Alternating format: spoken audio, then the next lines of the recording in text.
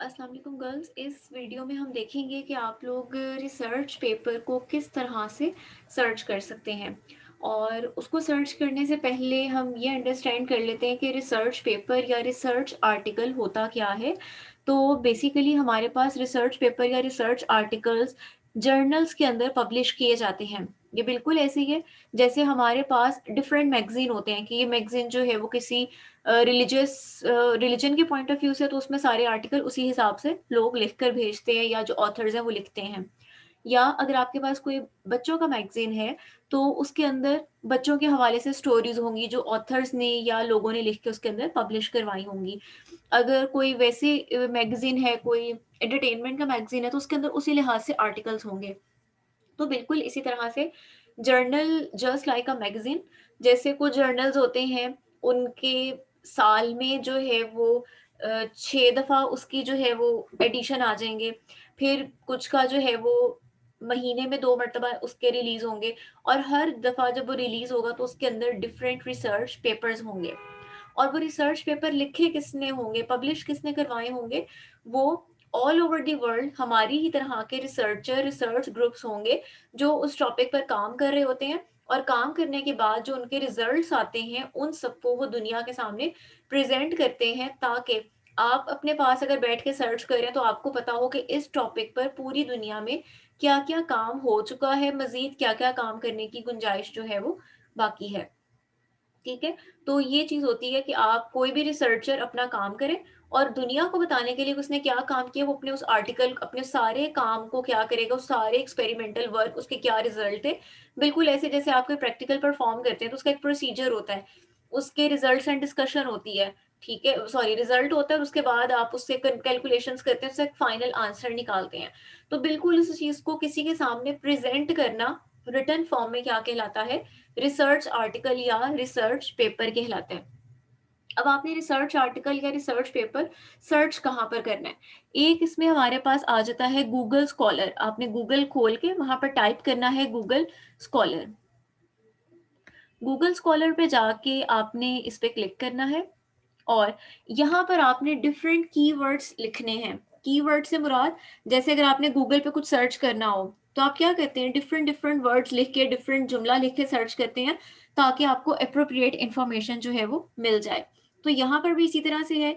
आप जैसे for example मैं लिखती हूँ phytochemical profile of medicinal plants, ये मैंने लिखा, ठीक है? अब ये मेरे पास ये सारे डिफरेंट तरह के रिसर्च आर्टिकल शो हो रहे हैं। कुछ के आगे आप देखें लिखा हुआ है एचटीएमएल या पीडीएफ, ये तो आप खोलेंगे तो ये आपके सामने डायरेक्टली ओपन हो जाएँगे, ठीक है? अब फ़र्ज़ करें मैं आपके सामने ये वाला ओपन करती हूँ, उसको मैं राइट क्लिक करके दूसरी टैब में ओपन कर लेती हूँ। ये आपके सामने जो है वो रिसर्च पेपर आ गया। अब आप यहाँ पर एक चीज़ देखो तो आपके पास ये जो है ये रिसर्च पेपर का टाइटल है और ये जो आपको ऊपर दिखाई दे रहा है इंडस्ट्रियल क्रॉप्स एंड प्रोडक्ट्स, ये उस जर्नल का नाम है जिसके अंदर ये पेपर पब्लिश हुआ है।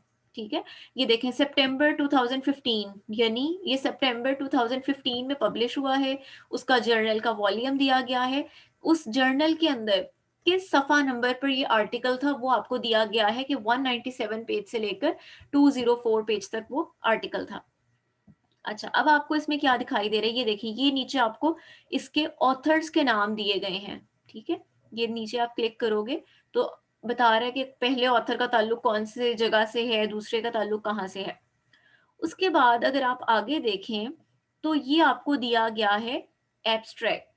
एब्स्ट्रैक्ट आपके पास क्या होता है? पूरे काम की एक समरी होती है। वो सिंपली अगर आप एब्स्ट्रैक्ट को पढ़ें, तो वहाँ से आपको पता लगेगा कि इस रिसर्च ग्रुप ने किस चीज़ पर काम किया, कौन-सा मेथड अडॉप्ट किया, क्या फाइंड करना चाहा और उनके क्या रिज़ल्ट आए। मतलब ये आपके पास एक पैराग्राफ होता है और एक पैराग्राफ के अंदर वो अपने सारे काम को क्या कर देते हैं? एक्सप्लेन कर देते हैं। अब आप देखिए आपको इसके नीचे कुछ नहीं दिखाई दे रहा, पूरा रिसर्च आर्टिकल नहीं है, ये जस्ट उसका क्या है? एब्स्ट्रैक्ट है। और ऊपर क्या लिखा हुआ आ रहा है? Get access. अब हमारे पास कुछ आर्टिकल्स होते हैं, वो आपके लिए फ्रीली अवेलेबल होते हैं, कुछ में यहाँ पर आपको शो हो रहा होगा कि पीडीएफ इसकी आ रही होगी। आप क्लिक करेंगे तो आपके पास ये खुल जाएगा पेपर। लेकिन सब पेपर्स में ऐसे नहीं होता। जैसे अगर इसी की बात करें तो यहाँ गेट एक्सेस आ रहा है, इसका मतलब है कि ये आर्टिकल आपके पास इसी तरह से अवेलेबल नहीं है, बल्कि इसको एक्सेस करने के लिए आपको इसकी पेमेंट करना पड़ेगी, ठीक है? अब हम चाहते हैं कि ऑल्टरनेटिव वे कि हमें पेमेंट भी ना करनी पड़े और आर्टिकल भी हमारे पास पूरा खुल जाए। अब हम इसके लिए क्या करेंगे, मैं आपके सामने एक और टैब ओपन करती हूँ। हम यहाँ पर एक वेबसाइट खोलेंगे, science-hub.se। अब आपने क्या करना है, आपने इस वेबसाइट पे जाके या तो इसकी ये जो यूआरएल है इसको कॉपी कर लीजिए, ठीक है? या इस पेपर के टाइटल को कॉपी कर लीजिए, ठीक है? यहाँ से क्लिक करके राइट क्लिक करके कॉपी कर लीजिए। या अगर आर्टिकल का आपको DOI नंबर शो हो रहा है, वो भी काफी सारे आर्टिकल्स का जैसे ये शो हो रहा है, दिस वन, ठीक है? इसमें यहाँ DOI जिसमें लिखा होगा, या इसको कॉपी कर लीजिए।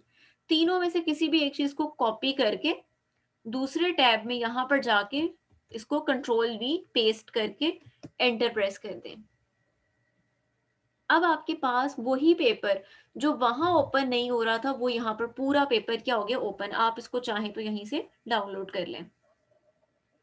डाउनलोड करते हुए ये देखिए डॉक्यूमेंट को ऑटोमेटिकली वो नेम आ जाएगा जिससे उन्होंने वो डॉक्यूमेंट भेजा था वहां जर्नल में।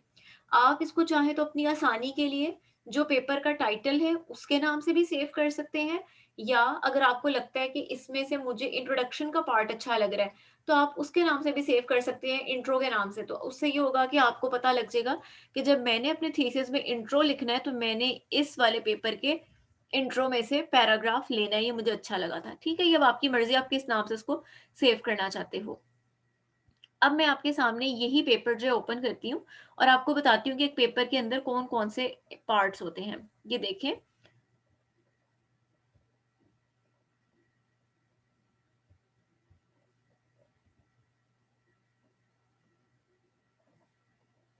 अब ये आपके सामने वही वाला पेपर जो है वो ओपन हो गया है। यानी ये वो पेपर है जो पहले आपके पास एक्सेस में नहीं था, लेकिन ये आपको पूरा शो हो रहा है। अच्छा, अब इसमें देख लेते हैं कि आपके पास ऊपर टाइटल आ गया, ये ऑथर्स आ गए, ये आपको दिया गया है इसका एब्स्ट्रैक्ट आ गया। अच्छा, अब आप देखें तो अब आपके पास सारा पेपर आपकी एक्सेस में है।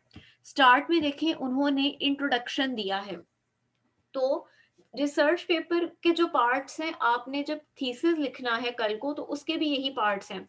तो आप जब रिसर्च पेपर पढ़ें, सबसे पहले तो उसके एब्स्ट्रैक्ट को पढ़ें, फिर आहिस्ता आहिस्ता जब आपका टेम्पो डेवलप हो जाए तो आपने इंट्रोडक्शन पढ़ना है कि किसका इंट्रोडक्शन ऐसा है जो मेरे काम को इंट्रोड्यूस करवा सकता है, किसका जो इंट्रोडक्शन है वो इस तरह का है कि मैं उसमें से कुछ पैराग्राफ ले सकती हूँ, ठीक है? तो ये उन्होंने अपने काम को इंट्रोड्यूस करवाया होगा कि उनका काम है किस बारे में। उसके बाद आगे देखो तो आपके पास आता है materials and methods. Materials and methods, ये हर पेपर का यही सेक्शन होंगे। इंट्रोडक्शन होगा, मटेरियल्स एंड मेथड्स होगा। मटेरियल्स एंड मेथड से मुराद ये है कि आपका एक्सपेरिमेंटल वर्क, ठीक है? और हम रिसर्च में जो भी एक्सपेरिमेंट परफॉर्म करते हैं वो हम कहाँ से हेल्प आउट करते हैं, वो हम पहले से जो रिसर्च पेपर हैं उन्हीं में से ढूंढते हैं कि हमने इस पेपर के मेथड को फॉलो करना है या इस पेपर के मेथड में थोड़ी सी मॉडिफिकेशन करके तो हमने उस मेथड को यूज करना है।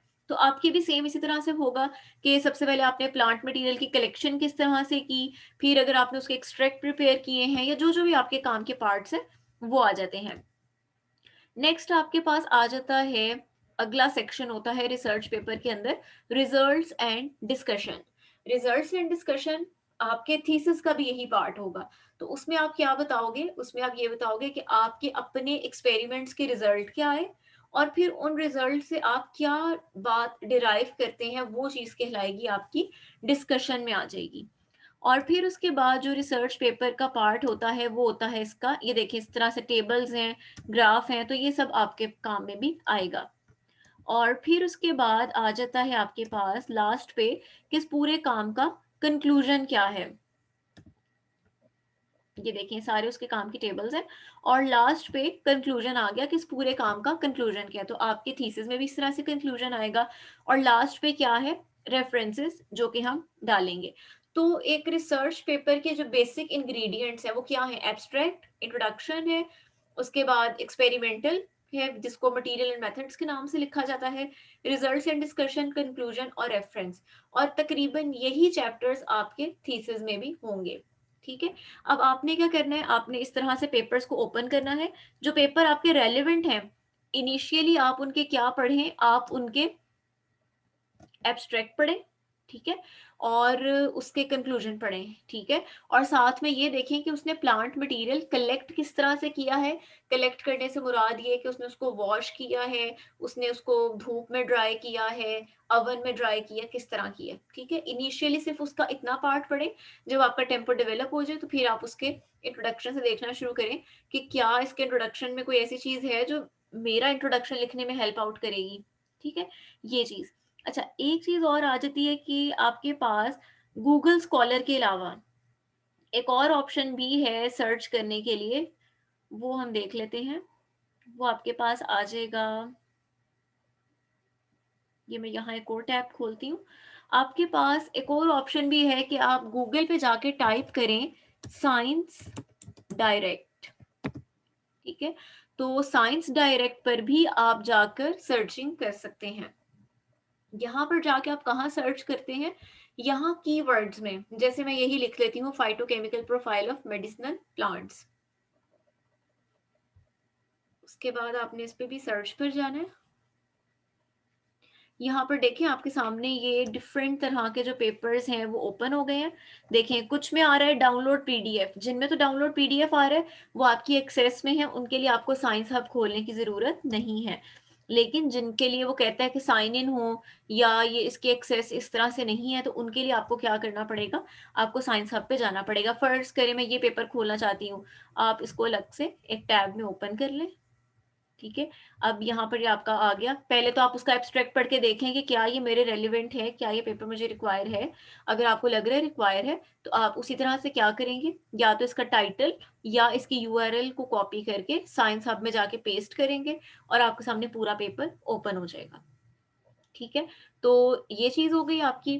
और फिलहाल के लिए इतना ही। पहले इस तरह इतनी चीज को सर्च करके देखिए, 4 से 5 पेपर सेव कीजिए, एब्स्ट्रैक्ट पढ़िए, कंक्लूजन पढ़िए, और उसका एक्सपेरिमेंटल में से देखिए कि उसने प्लांट मटेरियल कलेक्ट कैसे किया, क्योंकि सबसे पहला काम आपका प्लांट मटेरियल को कलेक्ट करना ही है, ठीक है। फिर हम आगे मूव करेंगे कि हमने मजीद इसके अंदर एक्सपेरिमेंट कौन सा परफॉर्म करना है।